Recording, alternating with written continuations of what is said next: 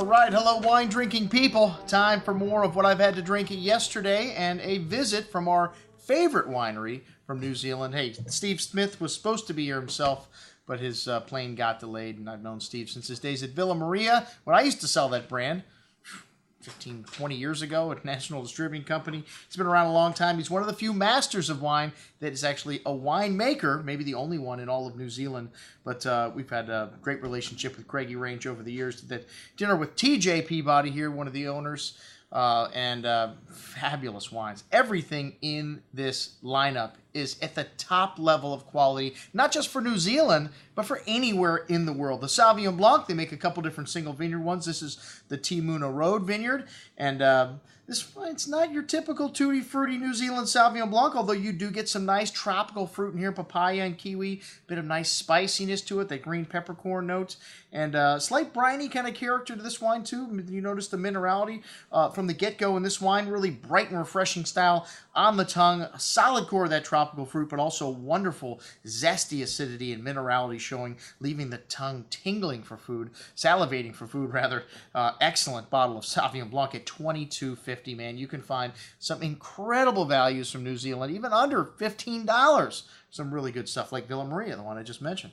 All right, next up, the Craggy Range Chardonnay Kidnappers Vineyard in Hawke's Bay. And it's a little bit of oak here, but mostly stainless and really bright lemon drop candy fruit here. A touch of that steely Chablis-like character, but some vanilla bean spice there, a little toasty notes and flinty minerally notes as well. Nice complexity there, a nice richness on the tongue. This wine's got that candied Meyer lemon citrus fruit and nice bright acidity cleaning things up here. And just a right touch of lightly toasted oak spice.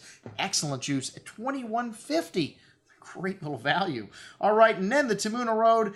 This is a blend, and this is $35 a bottle. And I'm sorry, this is their Pinot Noir. Timuna Road. I'm looking at the blend. Wait a minute, we did have the Tekua, which is their blend, which is an incredible value here at $23. But the Pinot was up first, and this is one of the things they've become very well known for in New Zealand is their Pinot. And I don't want to say a cross between kind of Burgundy and Oregon, but that's kind of where I'd put New Zealand Pinot Noir. You do get some nice, really savory Pinots from New Zealand. It's a colder climate. This wine's got a lovely smoky bouquet with some exotic spice and dried floral notes and some wild strawberry and raspberry fruit. A little Burgundian-like quality to the bouquet there. A light and zesty style of Pinot on the tongue, but not light in nuance. This wine's got a lot of spice and a really zesty finish. Some nice earthy notes there and dried floral notes. An excellent little Pinot at $35. Then the Tekua, which this wine they've got a great price on in this country. Let me tell you, one of the best values for anywhere, I think, in the world in terms of a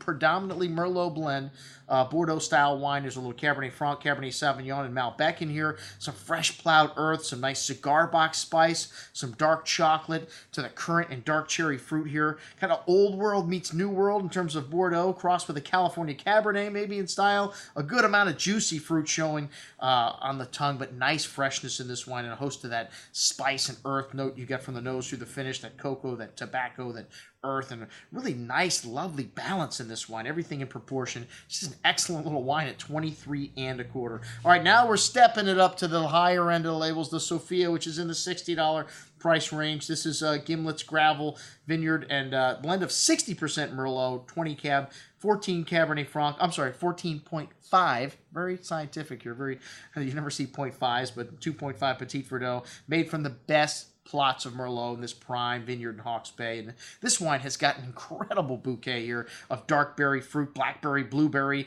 exotic dark spices, cocoa, sweet herbs, and more. Just opens up beautifully and even better on the second day, the sign of a truly great wine. Really plush and rich on the tongue as Merlot can be. Doesn't have the tannins of Cabernet, but has wonderful freshness and wonderful acidity like this wine does, which kind of frames everything in place. And man, a little dry on the finish. This wine's still very young. The 2011 needs some time. I'd like to try this wine in 10 years or more in the cellar. Most excellent juice. And when you look at what they're competing with in the rest of the world, this is an iconic wine from New Zealand. Even though they're not known for their Bordeaux blends, this is a great little wine and very fairly priced. As is the Le Soleil.